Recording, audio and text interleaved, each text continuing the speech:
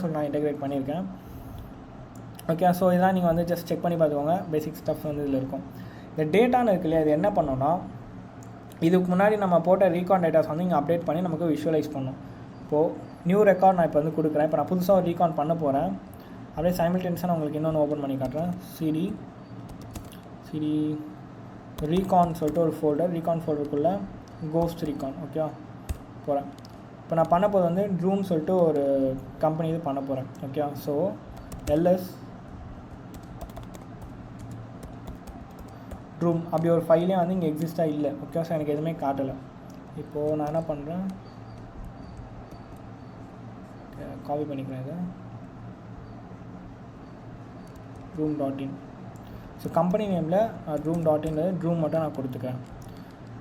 And ஸ்கோப்பில் வந்து domain நேமும் கொடுத்துக்கிறேன். இப்போ வந்து அவங்க சம்டைம்ஸ் வந்து சில இப்போ ஹேக்கரோன்லாம் எடுத்துக்கிட்டால் கண்டிப்பாக அவங்க ஒரு URL வச்சுருப்பாங்க. அந்த